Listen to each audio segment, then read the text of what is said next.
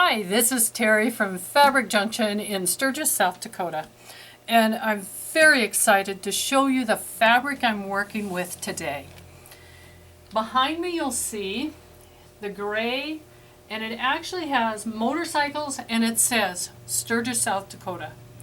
We do this in honor of the motorcycle rally that comes to Sturgis every August. So this quilt happens to be called August in Sturgis.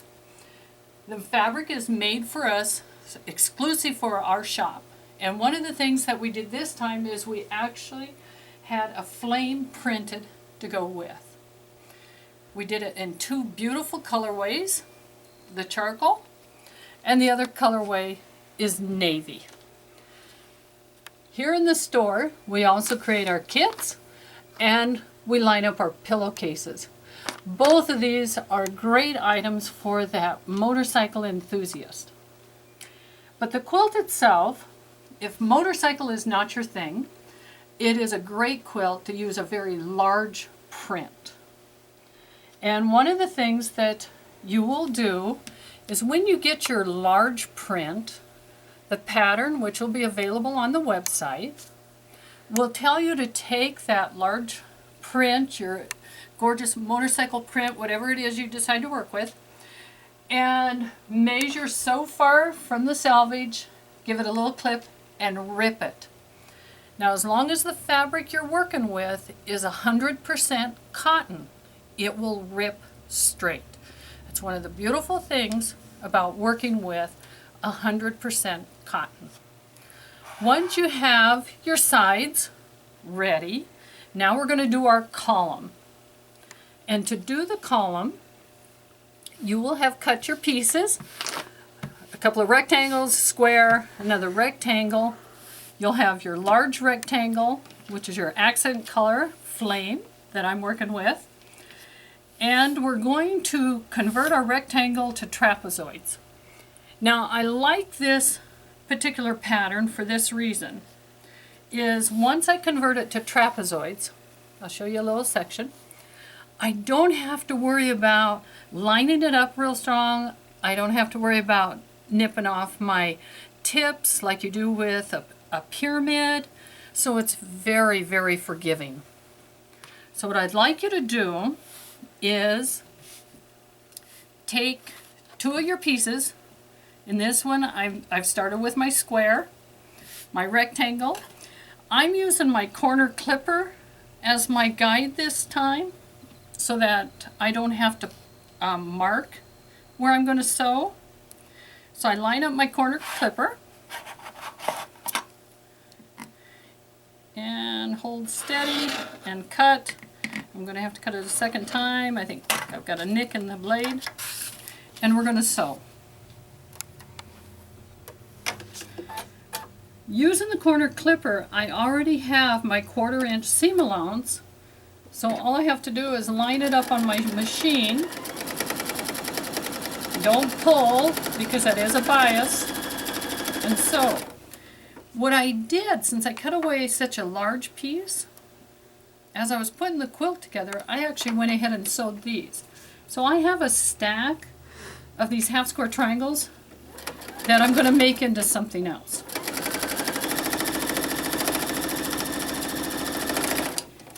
Okay, so I'll go ahead and do that. I'll get my half square, go back to my cutter, that works a little faster. The other side, lay it in the corner, and this time I take my corner clipper and I give it a 1/4 turn, because I can see this edge, to line it up on the line.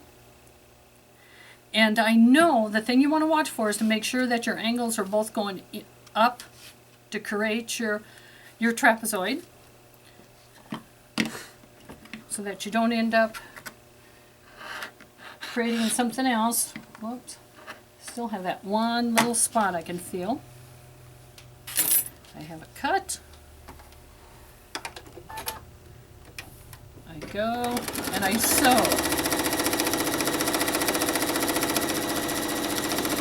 Now when I'm sewing like this, I actually do my whole stack. If your rectangle is the bigger, don't go this way. Make sure you stick it on there so the tail is hanging down towards your body. Take your clipper, and once again, I can see here, I can see here, and I can line up on the little line there so I know that's exactly where I want to be.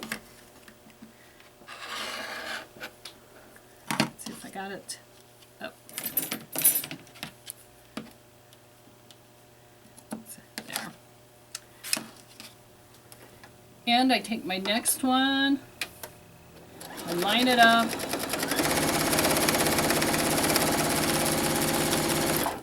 Now I'd actually be doing a whole stack of them. Now, 2 of your rectangles are exactly the same. So one will go on the right, one will go on the left. That's not a problem. But your other one, you want to put the smaller one on the left and the larger one on the right. That way we're shifting our flame from one side to the other. The ones that are the same, the flame is in the center.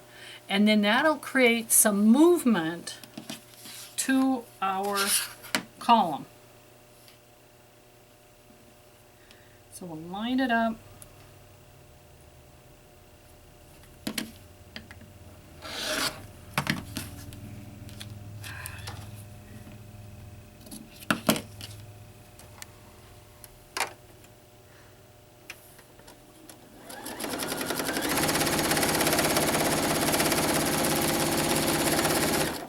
So once I go through my stack that I have, and I have one side done, take it off the machine,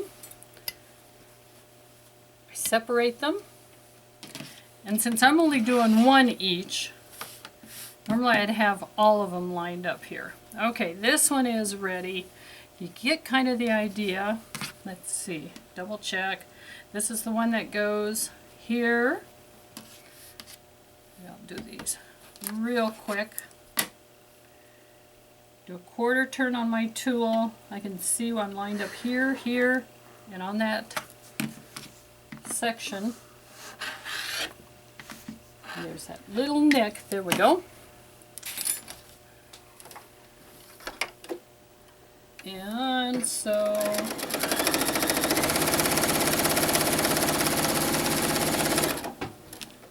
and my last one, we'll take the one that is actually square, and that's the easiest one to see because I can see where to line it up across the bottom, but I double check here and my top, clip, still have that little nick.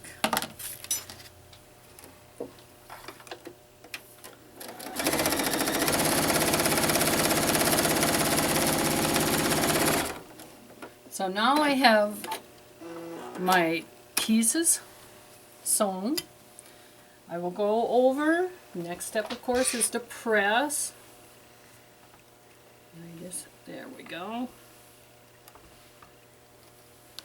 And then I will press all of these. And what I want you to do then, after you have them all pressed, line them up. And so this is lined up towards you. So the first one has the flame towards, right now would be my left. Then we're going to shift over and move the flame clear to the right. And then the one at the top has it in the center. So you will sew those together, creating your block. You will sew all of them together, creating our column. Once you have your column made, measure it right through the center. And you should be around that 60 mark. Could be a little bit different, but whatever it is, go to your big piece, measure it, And as you can see, I actually ripped across this way. Make sure that this piece here then is the same length as your column. So one to the right of your column, your other one to the left of the column, and within a very short time you have this beautiful quilt put together. And if you do the Sturgis fabric, you can also enjoy all the things that Sturgis has to offer besides our beautiful shop here in the hills.